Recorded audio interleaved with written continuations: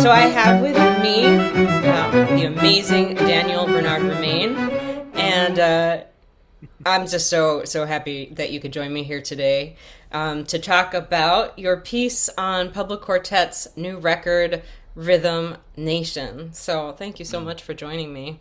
Thank you for having me. Awesome. Of course, of course. You are like one of my favorite composers, one of my favorite people. I just like the energy that you bring to every stage and every piece is just absolutely infectious.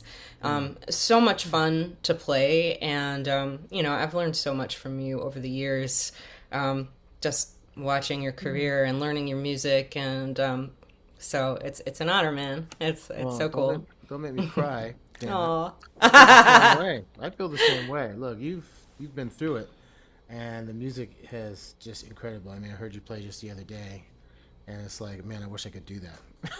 I can't do that. So, same. I feel the same way. It's awesome. So this album's called Rhythm Nation.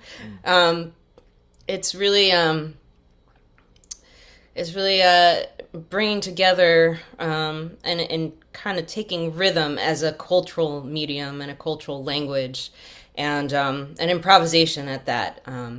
These threads that we use as building blocks for communication, and every piece incorporates that in a different kind of way, rhythmic drive and improvisation, and we have your piece, Hip Hop Etude in C sharp minor, which comes from a collection of works. You want to tell us a little bit more about that work and that collection?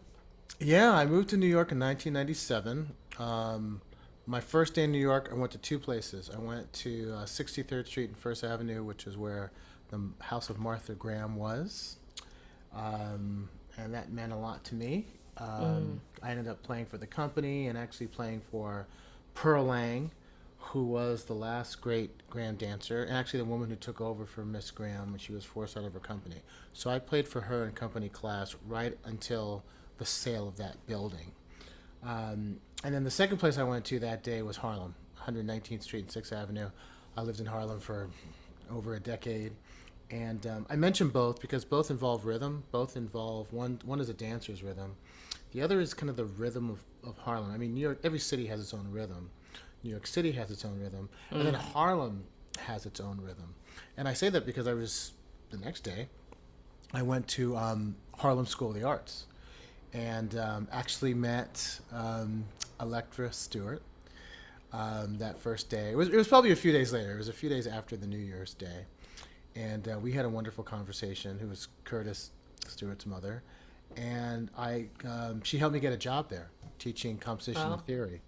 And I mentioned that because in teaching theory, composition theory at Harlem School of the Arts, a lot of the young people there weren't as interested in Bach as they were at Beyonce, or at the time, 1997, even the Fugees, or I can't remember.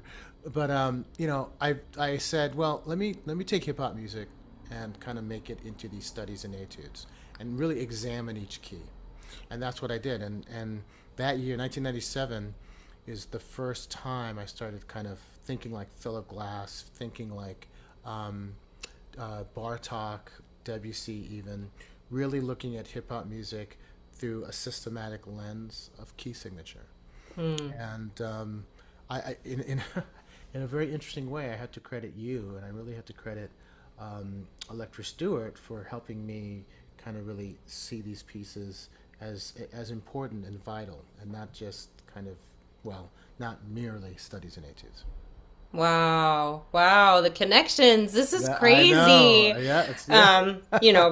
Because of course we have a long relationship with Electra. Yeah. It's one of our biggest supporters. Rest in peace.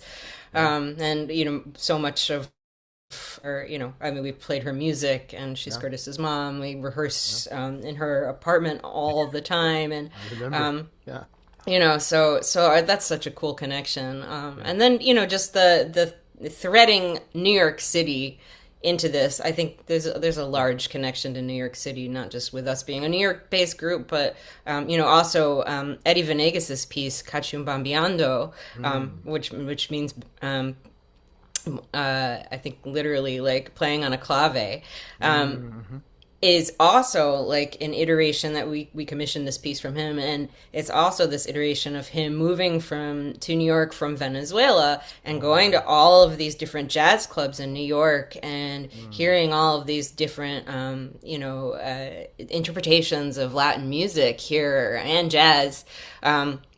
And that really like defining his style. So that's such a cool connection too, that there's another piece on the album that is really like not just telling the story of hip hop and rhythm, but like telling us a story of coming to New York. It's a New York story. It's a New York So story, yeah. that's super cool.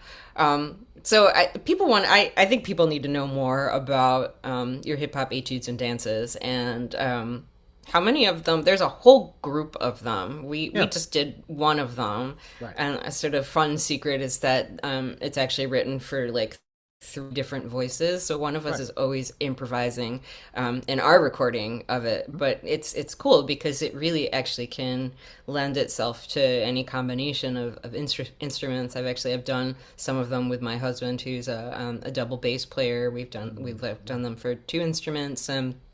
So there's a lot of space for the Yes. performer to be very creative Yes. in them. Well, yeah. I mean, they're kind of shareware before they were shareware. I designed them to be kind of modular and personal. There's 24, one in each key, one in each musical key. I've called them book one. I've called them 24 bits.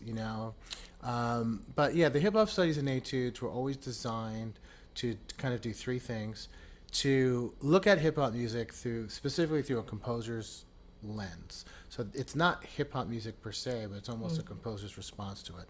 In the same way, Philip Glass, Meredith Monk, a lot of other New York-based composers have kind of responded to a specific musical genre. Tanya Leon, I know you've worked with a lot of these composers. The second thing I did is I did want to look at each key. I thought it was important to, as a kind of study and etude, as a kind of educational device, I wanted to really be very pedagogical in how I was approaching both hip hop music and how a young person could find different ways of doing old and new things, right? Hip hop music and the traditional study of music. And then the third thing was, yeah, when I started writing these, I, I I wrote them for myself. I wrote them for the students who were kind of around me and for Harlem School of the Arts. I really wasn't thinking beyond that. And again, I have to thank you so much because they've been orchestrated now. They've been done in whole sorts of different combinations, marching band, concert band. They've been sung. They've been done by solo artists. They've been remixed by DJs. They've taken on all these different iterations that I never anticipated. I'll probably do a book two the same way Bach did his kind of 2 volumes of class. Yeah, I haven't. I just need to do it and kind of learn from it from the first book. But yeah, it was an exploration more than anything of being in Harlem, such a jazz presence, such a black music presence, if you will, and that's part of it too. That there was room for what's on the page and beyond it. Absolutely. And I love that so much. It's needed, I think, and Mm-hmm. it's one of the reasons why you are such a true revolutionary within our field. Mm.